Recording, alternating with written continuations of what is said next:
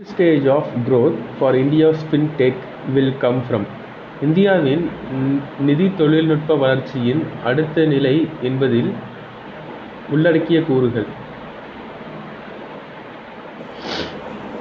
BIM app. BIM app வந்து எதுக்காகங்க?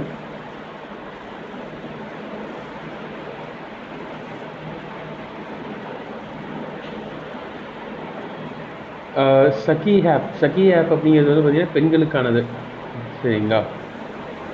சகி app பெண்களுக்கானது. Suhada Yatra highway யூசர்ஸ்க்கான ஒரு app தான் சுகத் யாத்ரா. பிம் ஆப் அப்படிங்கிறது வந்து பார்த்தீங்கன்னா யூபிஐ பேமெண்ட்ஸ் இருக்குல்ல, யூபிஐ பேமெண்ட்ஸ்க்கான ஒரு ஆப்பு. சரி, ஏன் ஆதார் தள பயன்பாட்டிற்காகன்னு கொடுத்துருக்காங்க. பட் அது பிம் ஆப் அப்படிங்கிறது வந்து பார்த்தீங்கன்னா யூபிஐ நம்ம இப்போ யூஸ் பண்ணக்கூடிய கூகுள் பே, ஃபோன்பே, அது எல்லாமே வந்து பார்த்தீங்கன்னா பின்னாடி பேக்ரவுண்டில் பிம் தான் வந்து வரும். அடுத்ததான் மைக்ரோ ஃபினான்ஸ் நுண்நிதி என்பது டேஸை குறிக்கிறது. ஸோ மைக்ரோ ஃபினான்ஸ்ங்கிறது இதில் இப்போ இந்த குழு லோன்லாம் கொடுக்குறாங்கல்லங்க, ஸோ அதுதான் வந்துட்டு மைக்ரோ ஃபினான்ஸ். ஸோ இதில் படித்து பார்த்தோம் அப்படின்னாவே புரியும். இந்த provision of financial service to domestic exporters. So இதை வந்துட்டு குழு லோன் டொமஸ்டிக் எக்ஸ்போர்ட்டர்ஸ்க்கு தராங்களான்னு கேட்டிங்கன்னா இல்லை. Provision of financial service to domestic import பண்ணுறவங்களுக்கு அது தரல. Provision of financial service to international trade பண்ணுறவங்களுக்கும் தரல. அது வந்து பார்த்திங்கன்னா லோ இன்கம் குரூப்ஸ் இருக்கக்கூடிய மக்களுக்கு அரசாங்கம் வந்து பார்த்திங்கன்னா மைக்ரோ ஃபினான்ஸ் நிறுவனங்கள் மூலமாக வந்து கொடுக்குறாங்க. குறுநிதி நிறுவனங்கள் மூலமாக லோ இன்கம் குரூப்ஸ் கொடுக்கப்படுறது தான் micro finance. Which country has became the first European country to accept UPI system? So UPI system இப்போ நம்ம யூஸ் பண்ணி கூகுள் பே அந்த மாதிரியான சிஸ்டத்தை வந்து பார்த்திங்கன்னா இப்போ ஃப்ரான்ஸ் தான் நம்மள்ட்ட இருந்து அக்செப்ட் பண்ணியிருக்காங்க. ஸோ அதுதான் first European country. Okay, so banking அப்படிங்கிற டாப்பிக்கை நம்ம கம்ப்ளீட் பண்ணி முடிச்சிட்டோங்க. நெக்ஸ்ட்டு லேண்ட் ரிஃபார்ம்ஸை பற்றி தான் பார்க்க போகிறோம். ஸோ முன்னாடி காலங்களில் பிரிட்டிஷ் ஆட்சி செஞ்ச காலங்களில் வந்து பார்த்திங்கன்னா ஒரு மனிதனுடைய முக்கியமான வாழ்வாதாரம் அப்படின்னு பார்த்திங்கன்னா லேண்டு தான். லேண்ட் யார்கிட்டலாம் இருக்கோ அவங்கெல்லாம் வந்து பார்த்திங்கன்னா மோஸ்ட்லி லேண்ட் இருக்கவங்கனால தான் வந்து பார்த்திங்கன்னா வாழவே முடிஞ்சுது. ஸோ அந்த மாதிரி தான் வந்துட்டு இருந்தது அந்த குறிப்பிட்ட காலகட்டங்களில், சரிங்களா? ஸோ பிரிட்டிஷ் வந்து என்ன பண்ணுறாங்க அப்படின்னு கேட்டிங்கன்னா இருக்கக்கூடிய லேண்ட்ஸ்லேருந்து வரியை வந்து கலெக்ட் பண்ணுங்களா. ஸோ முக்கியமாக முன்னாடி வந்து பார்த்திங்கன்னா வரி அப்படிங்கிறது லேண்ட்லேருந்து மட்டும்தான் வரும், அக்ரிகல்ச்சர். ஏன்னா மற்ற தொழில்கள்ங்கிறத விட அக்ரிகல்ச்சர்லேருந்து வரக்கூடிய லேண்ட் ரெவன்யூ தான் வந்து ரொம்ப அதிகம். அப்போ அதை பிரிட்டிஷ் வந்துட்டு எப்படி வந்துட்டு வாங்கிறது மக்கள்கிட்ட இருந்து அப்படிங்கிறதுக்கு நிறைய விதமான சிஸ்டம்ஸ் வந்து வச்சுருந்தாங்க. ஸோ அதில் ஒன்று ஜமீன்தாரி சிஸ்டம். ஸோ இன்னொன்று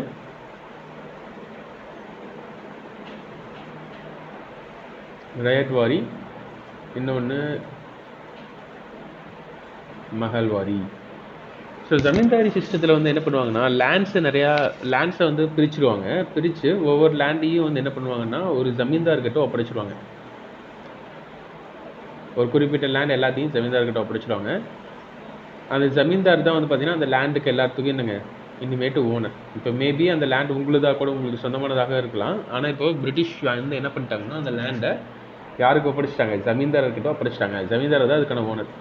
ஜமீன்தாரர் வந்து என்ன பண்ணலாம்னா அவர் கீழே நீங்கள் இப்போ விவசாயம் பண்ணிட்டு இருக்கீங்கன்னா உங்களை விவசாயம் பண்ண விடலாம். நீங்கள் கரெக்டாக வரி கொடுக்கலன்னு வைங்களேன், உங்களுடைய லேண்டை வந்துட்டு வேறு யாருக்காச்சும் பிடுங்கி இன்னொருத்தருக்கு கூட கொடுக்கலாம்.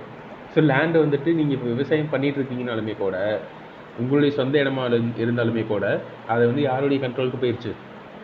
ஜமீன்தாரருடைய கண்ட்ரோலுக்கு போயிடுச்சு. அவர் தான் இனிமேட்டு ஓனர். அதுதான் ஜமீன்தாரி முறை அப்படின்னு சொல்லுவாங்க. ஜமீன்தாரி முறையில் லேண்ட் டேக்ஸை கலெக்ட் பண்ணக்கூடியது யார் அப்படின்னு கேட்டிங்கன்னா ஜமீன்தாரர் தான். ஜமீன்தாரர் டேக்ஸை கலெக்ட் பண்ணி அது எங்கே போய் கொடுக்கணுங்க? பிரிட்டிஷ்கிட்ட கொண்டு போய் கொடுக்கணும். அதுதான் வந்துட்டு ஜமீன்தாரி முறை. இப்படி தான் வந்து லேண்ட் ரெவன்யூ அப்படிங்கிறது கலெக்ட் பண்ணப்பட்டுச்சு. நிலமும் வந்து பார்த்திங்கன்னா இங்கே இந்த இடத்துல யாருக்கு சொந்தமாக இருந்துச்சுன்னா ஜமீன்தாருக்கு சொந்தமாக இருந்துச்சு, சரிங்களா? அவங்க காசு கொடுத்துடலாம் மக்கள்கிட்ட வந்து வாங்கினாங்களா அப்படின்னு கேட்டோம்னா வாங்கலை. ஜஸ்ட்டு வந்துட்டு எதற்காக வாங்கிட்டாங்க அப்படின்னா பிரிட்டிஷ் ஒரு சட்டம் கொண்டு வராங்க, ஜமீன்தாரி முறை சட்டம். ஜமீன்தாரி முறைப்படி லேண்ட் இருக்கக்கூடிய இப்போ ஒரு ஊர் இருக்குன்னா அந்த ஊரில் இருக்கக்கூடிய எல்லா லேண்டுமே அந்த ஒரு குறிப்பிட்ட ஜமீன்தாருக்கு சொந்தமாக மாறிடும். அங்கே கீழே விதைச்சிட்டு இருந்தவங்க விதைச்சிக்கிட்டே இருக்கலாம், ஆனால் வரி கரெக்டாக பே பண்ணுற வரைக்கும் அவங்களுக்கு அந்த லேண்டு வந்துட்டு விதைக்கலாம்.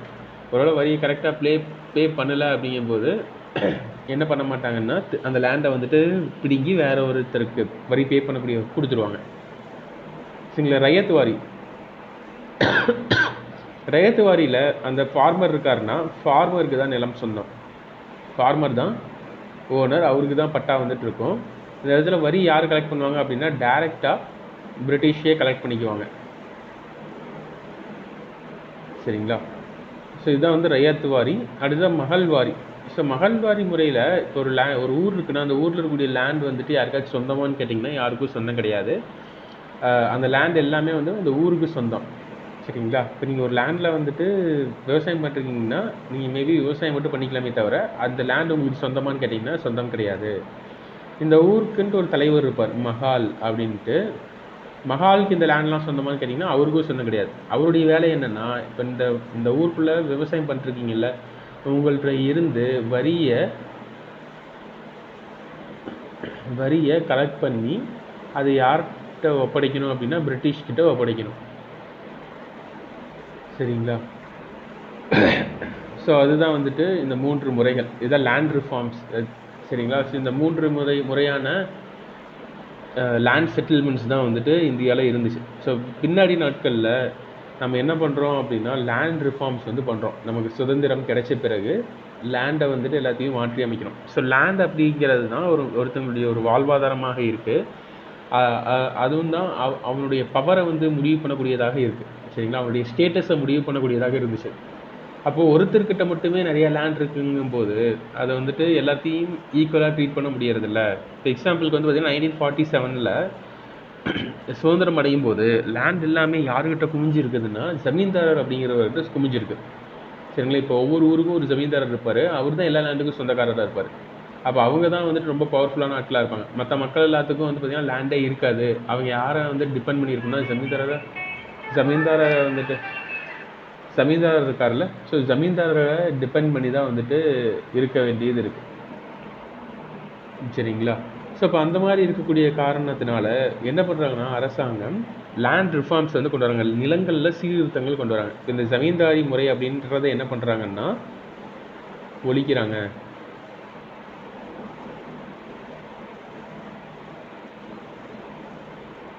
ஸோ ஜமீன்தாரி என்ன பண்ணுறாங்க,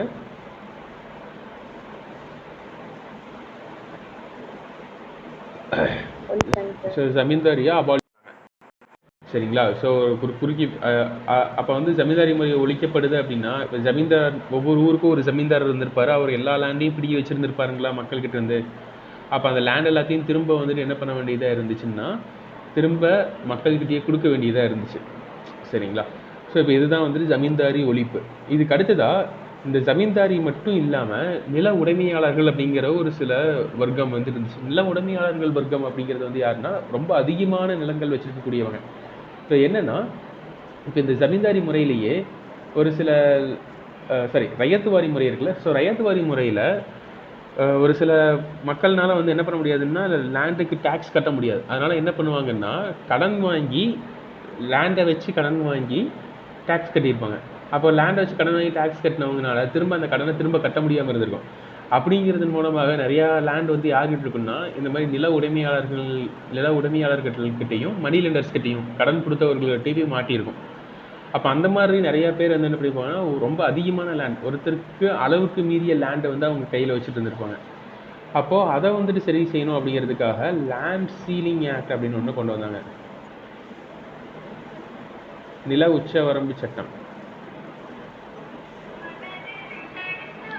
லேண்ட் சீலிங் ஆக்ட் அப்படிங்கிறத ஒன்று கொண்டு வந்தாங்க. ஸோ இந்த லேண்ட் சீலிங் ஆக்ட் அப்படிங்கிறது வந்துட்டு என்ன அப்படின்னா ஒருத்தருக்கு இவ்வளோ லேண்டு தான் வந்துட்டு இருக்கணும், அதுக்கு மேலே என்ன பண்ணக்கூடாதுன்னா வச்சிருக்கக்கூடாது. ஸோ அப்படிங்கிறது தான் வந்துட்டு பார்த்தீங்கன்னா இந்த லேண்ட் சீலிங் ஆக்ட். ஓகேங்களா? ஸோ லேண்ட் சீலிங் ஆக்ட் வந்துட்டு கொண்டு வந்துட்டு தான்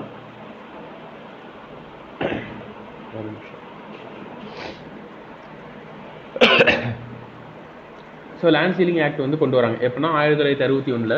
ஸோ ஜமீன்தாரி முறை ஓரளவுக்கு ஒழிப்பு, ஓரளவுக்கு வந்துட்டு என்னாச்சு அப்படின்னா சக்ஸஸ்ஃபுல்லாக போச்சு. ஆனால் லேண்ட் சீலிங் ஆக்ட்லாம் வந்து கொண்டு வந்தது திடீர்னு கொண்டு வரல. ஸோ இந்த மாதிரி கொண்டு வர போகிறோம்னு சொல்லியே என்ன ஆகிடுறாங்க அப்படின்னா, எல்லாருக்கும் இப்போ லேண்டை வந்துட்டு மாற்றி எழுதி வச்சுக்கோங்க. இப்போ ஒருத்தர்கிட்ட இவ்வளோ நிறைய லேண்ட் இருக்குன்னு வைங்களேன், அவங்க சொந்தக்காரங்க எல்லாத்திட்டையும் மாற்றி எழுதி அவங்க லேண்டை அவங்களுக்குள்ளேயே வந்து வச்சுக்கிறாங்க.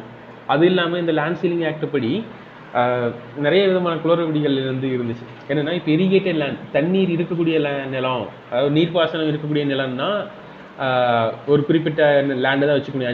5 ஏக்கர் தான் வச்சுக்க முடியும். அதே வந்து ட்ரை லேண்ட், வானம் பார்த்த பூமி அப்படின்னா 10 ஏக்கர் வரைக்கும் வச்சுக்கலாம். சரிங்களா? அப்போ வந்து என்ன பண்ணுறாங்கன்னா, இவங்க டாக்குமெண்டேஷன் படி மாற்றுறாங்க எல்லாத்தையுமே. இது வந்து தண்ணி இல்லாத பூமி அப்படிங்கும்போது 5 ஏக்கர் வச்சுக்கக்கூடிய இடங்கள்ல 10 ஏக்கரை வச்சுக்கிறாங்க.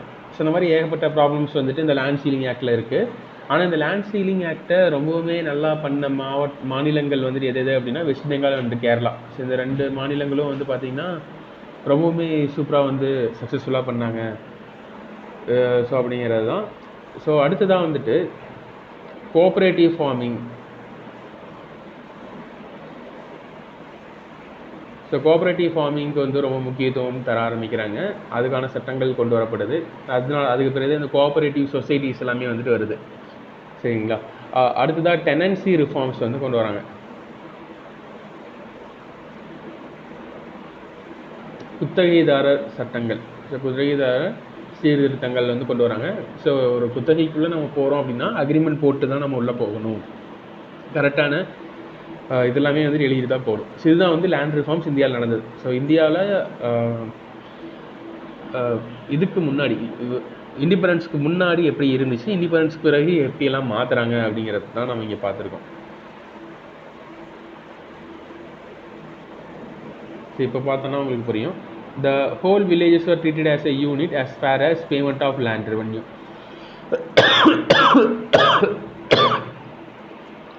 நிலவரவை செலுத்துவதை பொறுத்தவரை முழு கிராமமும் ஒரு அழகாக கருதப்பட்டது. அது வந்து எதுன்னா மகள்வாரியில் தான். ஸோ மகள்வாரியில் தான் வந்து பார்த்திங்கன்னா ஒரு அந்த ஒரு ஊர் இருக்குன்னா அந்த ஊர் ஃபுல்லாக இருக்கக்கூடிய லேண்ட் எல்லாமே யார் தெரியுது, அந்த ஊருக்கானது. மொத்தமாக அந்த லேண்டுக்கான ரெவன்யூ எல்லாத்தையும் கலெக்ட் பண்ணி யார் கொண்டு போய் கட்டிடுவாங்க, மகள்னு ஒரு தலைவர் இருப்பார், அவர் போய் கட்டிடுவாருன்னு சொன்னோம்ல.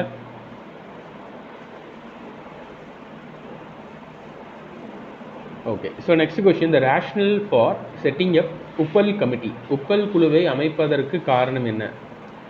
ஸோ உப்பல் குழுவை அமைப்பதற்கான காரணம் என்ன அப்படின்னு கேட்டிங்கன்னா, வேஸ்ட் லேண்டை சர்வே பண்ணுறதுக்காக. இது வந்துட்டு புக்கில் இல்லை, இது வந்து மேபி இந்த கரண்ட் அஃபேர்ஸ் பேஸ் பண்ணி வந்திருக்கு. ஸோ இதை பார்த்து வச்சுக்கோங்க. உப்பல் கமிட்டி அப்படின்னாவே வந்து பார்த்திங்கன்னா survey of waste land. So போன கிளாஸில் வந்து நம்ம நிறையா கமிட்டிஸ் பார்த்தோம். நரசிம்மன் கமிட்டி வந்து பார்த்தோம். நரசிம்மன் கமிட்டி 1991 பேங்கிங்கில் இருக்கக்கூடிய ப்ராப்ளம்ஸ்க்காக போடப்பட்ட கமிட்டி தான். அடுத்ததாக வேறு என்ன கமிட்டிஸ் பார்த்தோம்? ராஜா செல்லையா கமிட்டி வந்து பார்த்தோம். ராஜா செல்லையா கமிட்டியை வந்து பார்த்திங்கன்னா direct tax and indirect tax ரெண்டுக்குமான ஒரு கமிட்டி தான். 1992 போட்டிருப்பாங்க. அடுத்ததாக Kelkar committee. Kelkar committee direct டேக்ஸ்க்காக மட்டும் போடப்பட்டது தான். 2002 வந்து போடப்பட்டுச்சு. நெக்ஸ்ட் வேறு என்ன கமிட்டி பார்த்தோம்? ஜா கமிட்டி வந்து பார்த்தோம். ஸோ ஜா கமிட்டி வந்து பார்த்திங்கன்னா 1977 ருபீஸ் டினாமினேஷன்ஸை வந்து மாற்றலாமா வேணாமா அப்படிங்கிறதுக்காகவும் போட்டிருப்பாங்க. பின்னாடி நாட்களில் வந்து பார்த்திங்கன்னா பிடிஎஸை வந்துட்டு இன்னும் எஃபிஷியண்ட்டாக மாற்றுறதுக்காகவும் பார்த்துருப்பாங்க. ஸோ இந்த கமிட்டிஸ்லாம் போன கிளாஸில் பார்த்தோம். இப்போ இருக்கக்கூடிய இந்த கமிட்டி வந்து பார்த்திங்கன்னா உப்பல் கமிட்டி. உப்பல் கமிட்டி எதுக்காக அப்படின்னா வேஸ்ட் லேண்ட்ஸை சர்வே பண்ணுறதுக்காக போடப்பட்ட கமிட்டி தான்.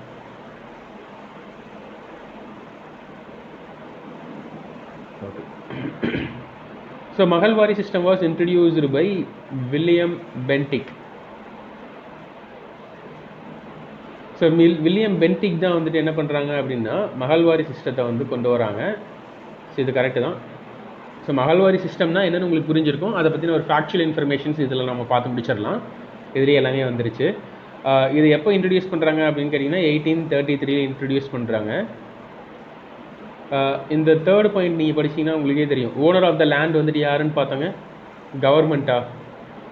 அந்த நிலங்கள் எல்லாமே அந்த ஊருக்கு சொந்தமானது தானே பார்த்தோம். நிலத்தின் சொந்தக்காரர் கவர்மெண்ட் ஆவார் அப்படிங்கிறது கிடையாது, தப்பு. Village committee, the village committee was held responsible for collection of taxes in. Mahalwari முறையில் கிராம குழுவானது வரி வசூலிக்கும் பொறுப்பு கொண்டது. சரிங்களா? ஸோ கிராம குழு மீன்ஸ் அதாவது அந்த இது இடத்துல இருக்கக்கூடிய அந்த மகள் அப்படிங்கிறவர் தான் வந்து பண்ணுவாங்க, அல்லது அந்த மக்கள் கீழே இருக்கக்கூடிய ஆட்கள் தான். அப்போது ஃபோர்த்து பாயிண்ட் வந்து கரெக்டு தான் சரிங்களா. ஸோ மகள்வாரி முறையை பற்றி நம்ம எல்லாமே பார்த்துட்டோம். வில்லியம் பென்டிக் இன்ட்ரடியூஸ் பண்ணியிருக்காரு, 1833 இன்ட்ரடியூஸ் பண்ணியிருக்காரு.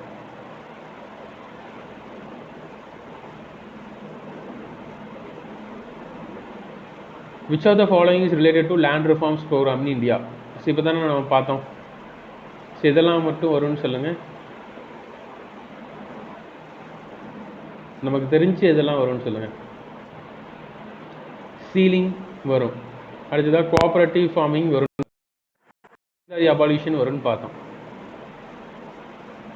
சரிங்களா. ஸோ இதை வச்சு நம்ம பார்க்கும்போது ஒன் கண்டிப்பாக வருங்கும்போது 2 ஒன்லி அப்படிங்கிறது வராது. 4 கண்டிப்பாக வருங்கும்போது எல்லாமே வருது. கோஆப்ரேட்டிவ் ஃபார்மிங் வருங்கும்போது இந்த சி வராது, பியும் வராது. Answer 1, 2, 3, 4. So consolidation of the holding, நிலத்தொகுப்பு, அதாவது சின்ன சின்னதாக பிரிஞ்சிருக்கக்கூடிய நிலங்களையும் ஒன்றாக பிற நாட்களை இணைக்கிறாங்க ஓகேங்களா.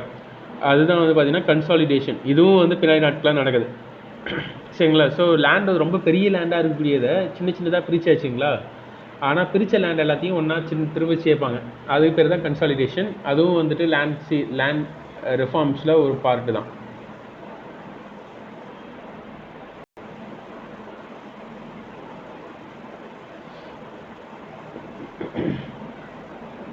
So tenancy reforms pertaining to, so tenancy reforms அப்படின்னா குத்தகை சீர்திருத்தங்களில் மேற்கொள்ளப்பட்ட நடவடிக்கைகளுடன் தொடர்புடையவை என்ன?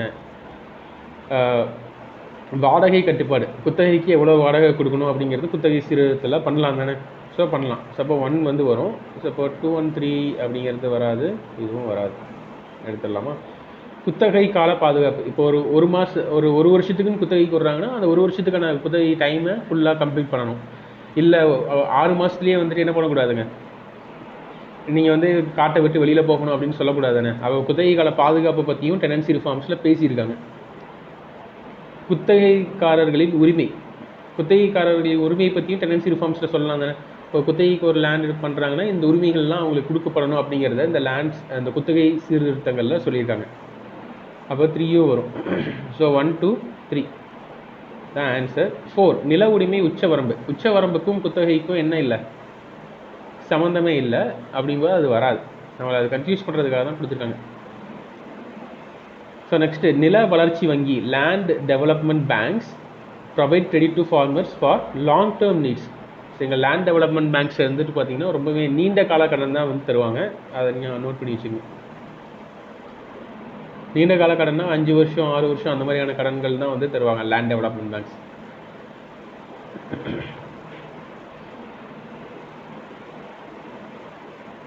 பின்வரும் கூற்றை கவனி.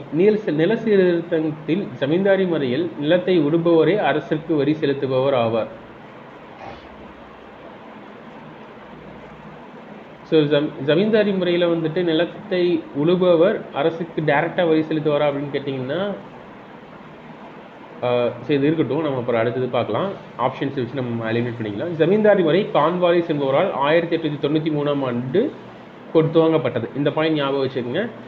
மகள்வாரி முறை யாருங்க, வில்லியம் பென்டிக்கு 1833 கொண்டு வராரு ஓகேவா. ஜமீன்தாரி முறை யாருன்னா கான்வாலிஸ் பிரபு 1893 கொண்டு வராரு.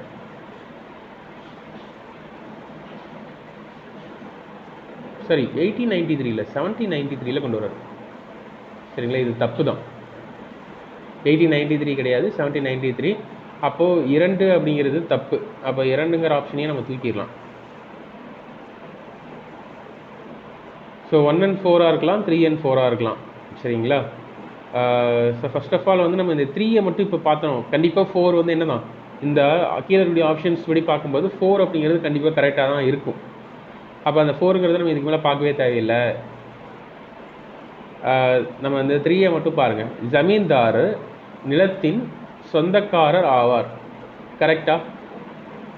ஜமீன்தாரி முறையில் ஸோ ஜமீன்தாரி முறையில் ஜமீன்தாரர் தான் நிலத்துக்கு ஃபுல்லாக சொந்தக்காரர் ஓகேவா. அப்போது 3rd வந்துட்டு கரெக்டு. ஸோ 3rd கரெக்டு அப்படிங்கும்போது ஆப்ஷன் என்னவாக தான் இருக்கும், பி ஆப்ஷனாக தான் இருக்கும். 3 and 4 ஏன் இந்த இந்த இது தப்பு? நிலத்தை உழுபவரே அரசுக்கு வரி செலுத்துபவரா அப்படின்னு கேட்டிங்கன்னா, அரசுக்கு நிலத்தை உழுபவர் தான் அரசுக்கு வரி செலுத்துவார். ஆனால் டைரெக்டாக செலுத்த மாட்டார்.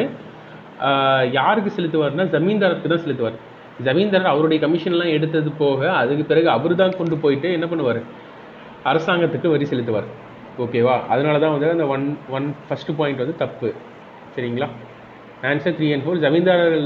ஜமீன்தார் முறை கான்வாலிஸ் தான் இன்ட்ரடியூஸ் பண்ணார். ஆனால் எந்த இயரில் பண்ணார் அப்படின்னா 1793 பண்ணார். ஓகேங்களா? அதனால் அதுவும் தப்பாயிடுச்சு. ஜமீன்தாரி நிலத்தினுடைய சொந்தக்காரர் யாருன்னா ஜமீன்தார் தான். அதாவது ஜமீன்தாரி முறை வந்து எங்கெங்கெல்லாம் கொண்டு வரப்பட்டுச்சுன்னா வங்காளம், பீகார், ஒரிசா, வாரணாசி இந்த ரீஜனில் கொண்டு வந்திருப்பாங்க. இந்த ரீஜன்.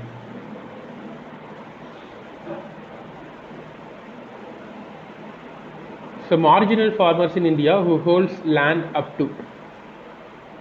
இந்தியாவில் குறு விவசாயிகள், சிறு குறு விவசாயிகள் அப்படின்னு வந்து சொல்லுவாங்க. அப்போ குறு விவசாயிகள் அப்படிங்கிறவங்க எவ்வளோ லேண்ட் வச்சுருக்கக்கூடியவர்கள் அப்படின்னு பார்த்தீங்கன்னா 1 ஹெக்டார். 1 ஹெக்டார் லேண்ட் வச்சுருக்காங்க அப்படின்னா அவங்க யாருங்க? குறு விவசாயிகள். இந்த குறு விவசாயிகள் தான் வந்து பார்த்திங்கன்னா 60% இருக்காங்க. 60% குறு விவசாயிகள் தான் இந்தியாவில் இருக்காங்க. ஆனால் அவங்க வச்சிருக்கக்கூடிய லேண்ட் வந்து 7% லேண்டு தான் வந்து வச்சுருப்பாங்க.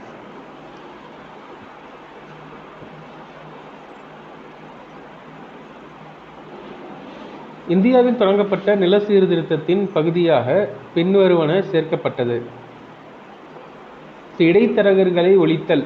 இடைத்தரகர்களை ஒழித்தல் அப்படிங்கிறது ஜமீன்தாரி முறை ஒழிப்பு தான். அதுதான் அப்படி வந்து சொல்கிறாங்க. அப்போ அது இருக்குது. குத்தகை சீர்திருத்தம் பண்ணாங்களா? பண்ணாங்க. விவசாய மறுசீரமைப்பு பண்ணாங்களா அப்படின்னு கேட்டிங்கன்னா விவசாய மறுசீரமைப்பு, அதை கோஆப்ரேட்டிவ் ஃபார்மிங்லாம் பண்ணுறாங்களே, அதுக்கப்புறம் லேண்ட் ஹோல்டிங்ஸை வந்துட்டு மறுபடியும் ஆக்மெண்ட் பண்ணுறது, இது எல்லாமே வந்து பார்த்திங்கன்னா விவசாய மறுசீரமைப்பு தான். அப்போ என்ன ஆன்சர் அப்படின்னு கேட்டிங்கன்னா மேலே உள்ள அனைத்துமே வரும். இடைத்தரகர்களும் ஜமீன்தாரர்களும் சேம் தான்.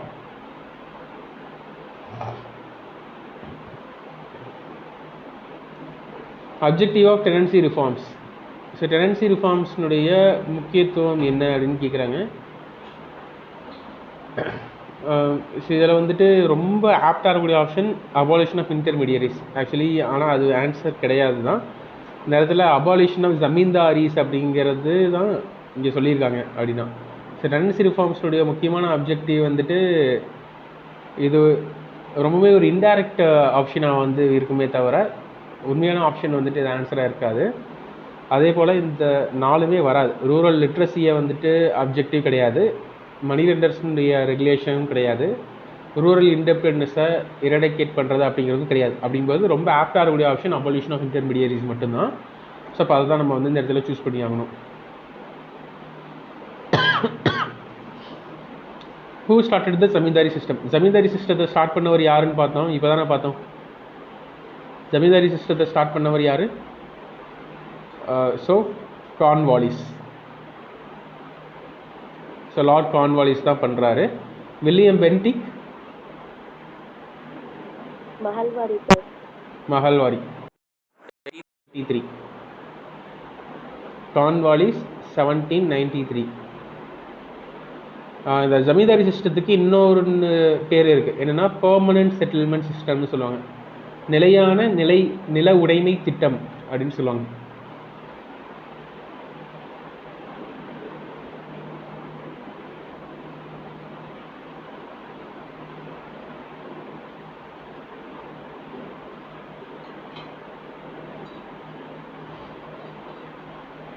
So next major features of tenancy act. Tenancy அதாவது குத்தகை சட்டத்தினுடைய முக்கிய அம்சங்கள் வந்து என்னென்னு கேட்குறாங்க. ஒப்பந்த காலத்தை நிர்ணயிக்காது, கரெக்டாக இருக்குங்களா? அதுதான் நியாயமான வாடகை, அதாவது நிலத்தை வாங்கும் உரிமை. நிலத்தை வாங்கக்கூடிய உரிமை வந்துட்டு இருக்குமா அப்படின்னு கேட்டிங்கன்னா right to purchase land. So இதுவும் இருக்குதுன்னு தான் கொடுத்துருக்காங்க. சரிங்களா? ஸோ 1, 2, 1, 3. ஆனால் இதில் ரொம்ப கரெக்டாக இருக்கக்கூடியது 1 and 2 தான். ஆனால் 3யும் 1 தான் சொல்லியிருக்காங்க. ஸோ இது வேணால் நம்ம செக் பண்ணிக்கலாம். சரிங்களா? அப்புறமா